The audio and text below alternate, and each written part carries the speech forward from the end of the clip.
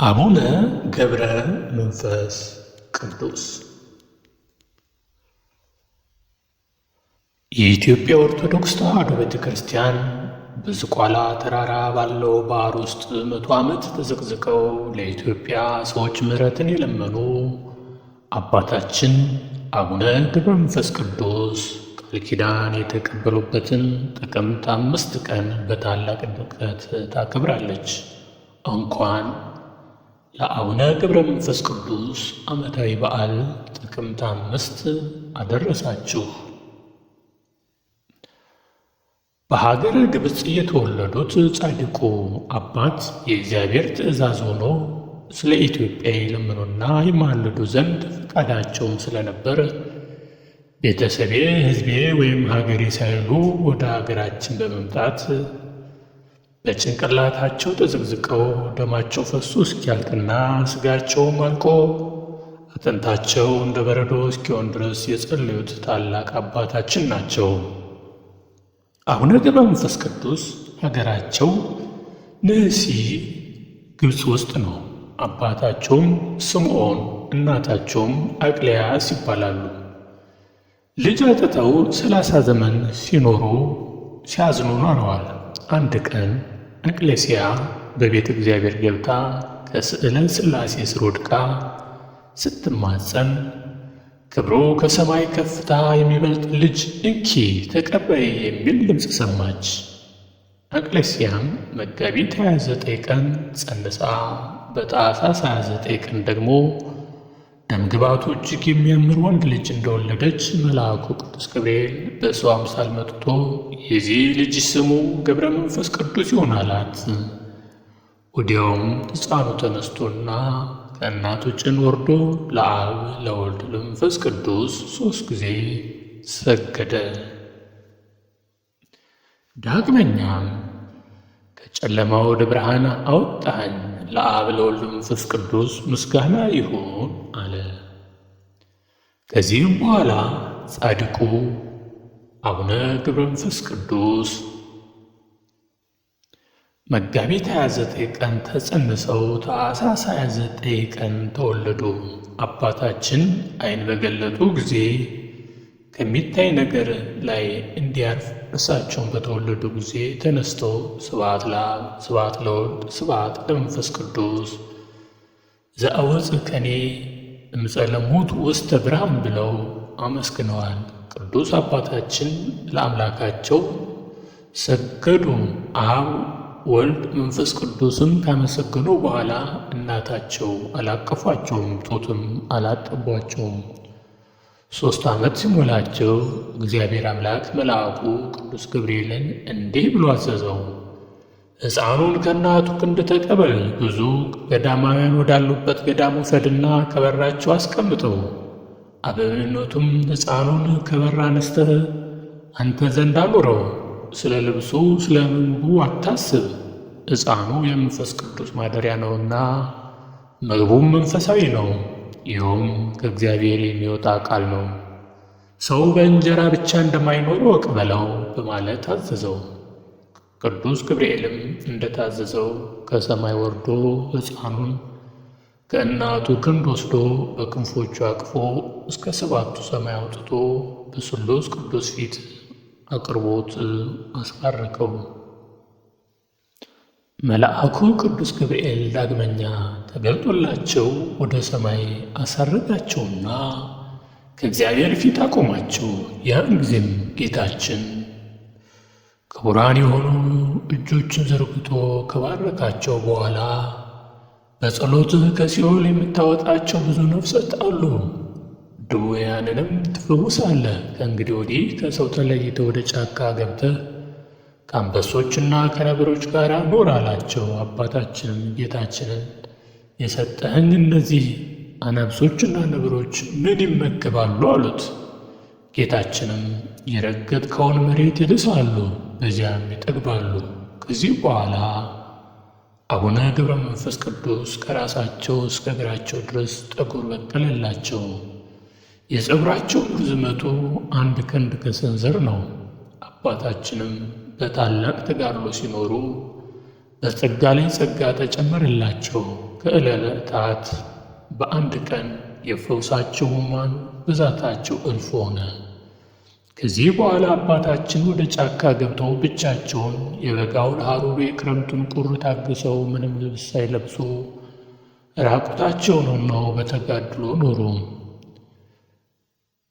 ከጽኑ ተጋድሏቸውና ከጫካው ቅዝቃዜ የተነሳ ሰውነታቸው አልቆ አጥንታቸው ጋር ተጣበቀ። ምንም ነገር አይመገቡም፣ ውሃውም ፍጹም አይጠጡም ነበር።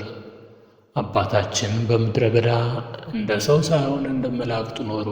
ቅዱሳን መላእክትም ዘወትር ይጎበኟቸው ነበር። ጻድቁ አቡነ ገብረ መንፈስ ቅዱስ በኢትዮጵያ ጌታችንም በተወለድኩባት በተጠመቁባት ከሞት በተነሳሁባት ዕለት እልፍ አእላፍ ነፍስን እምርልሃለሁ አላቸው። ከዚህም በኋላ አባታችን 60 አንበሶችና 60 ነብሮች እየተከተሏቸው ወደ አገራችን ኢትዮጵያ መጡ። ቅዱስ ገብርኤልም ከእነዚሁ ተከታዮቻቸው ጋር በነፋስ ሰረገላ ጭኖ ምድረ ከብድ አደረሳቸው። ዳግመኛም ደብር ቅዱስ ወደሚባለው ወደ ዝቋላ ወሰዳቸው። አባታችንም በውሃው ዳር ቆመው ምስራቁን፣ ምዕራቡን፣ ሰሜኑን፣ ደቡቡን በተመለከቱ ጊዜ የኢትዮጵያ ሰዎች ኃጢአታቸው በፊታቸው የተገለጠ ሆነ። ሰው የገዛ ፊቱን በመስታወት እንደሚያይ የኃጢአትንም ሥራቸው በፊታቸው ፊት እንዲሁ የተገለጠ ነውና። አባታችንም የኢትዮጵያን ሰዎች ኃጢአታቸውን በግልጽ በተመለከቱ ጊዜ ተወርውረው ወደ ባሕር በመግባት ተዘቅዝቀው መጸለይ ጀመሩ። ከባሕር እንዳልወጣ በእግሬም እንዳልቆም በሕያው ስምም እያለሁ ብለው 40 መዓልት 40 ሌሊት ቆዩ። በ40 ቀናቸው የታዘዘ መላእክት መጥቶ ስምህን የጠራ መታሰቢያን ያደረገውን እምርልሃለሁ ብለዋል አላቸው። አባታችንም መልአኩን መላ ኢትዮጵያን ካልማረ ከዚህ ባሕር አልወጣም አሉት። መልአኩም ከእሳቸው ተለይቶ ከሄደ በኋላ አባታችን በዚያ ባሕር ውስጥ 100 ዓመት ተዘቅዝቀው ሲጸልዩ ኖሩ። አባታችንም በባሕር ውስጥ ተዘቅዝቀው 100 ዓመት ሲጸልዩ ከኖሩ በኋላ ደማቸው ፈሶ አለቀና ውሃው ደም መሰለ። ሥጋቸውም አልቆ አጥንታቸው እንደ በረዶ ሆነ። ጌታችንም መጥቶ ከባሕሩ ዳር በመቆም ወዳጄ ገብረ መንፈስ ቅዱስ ሆይ መላ ኢትዮጵያን ምሬልሃለሁና ተነስ፣ ከባሕሩ ውጣ አላቸው። ጌታችን በክቡራን እጆቹ ሁለንተናውን ቢዳስሳቸው እንደ ቀድሞው ደህና ሆኑ። ጌታችንም ከባረካቸው በኋላ ወደ ምድረ ከብድ እንዲሄዱ ነገራቸው። አቡነ ገብረ መንፈስ ቅዱስም ምድረ ከብድ እንደደረሱ እንደ አምድ ተተክለው 7 ዓመት ቆመው ጸለዩ። ከዚህም በኋላ ሰይጣን በቁራ ተመስሎ መጥቶ 2 ዓይናቸውን አንቁሮ አጠፋቸው። ነገር ግን አባታችን ጸሎታቸውን ሳያቋርጡ 2 ሳምንት በጸሎት ቆዩ። ከ2 ሳምንት በኋላ ቅዱስ ሚካኤልና ቅዱስ ገብርኤል መጥተው በዓይናቸው ላይ እፍ ብለው ብርሃናቸውን ከመለሱላቸው በኋላ አባታችንን ከሰማይ ፍጹም ኃይል ይሰጣልና ጠላቶችን ትበቀል ዘንድ ወደ ዝቋላ ሂድ ብለዋቸው ነገሯቸው። አባታችንም አንበሶቹንና ነብሮቹን ድብና ዘንዶ ወዳሉበት ምድረ ከብድ ተመለሱ።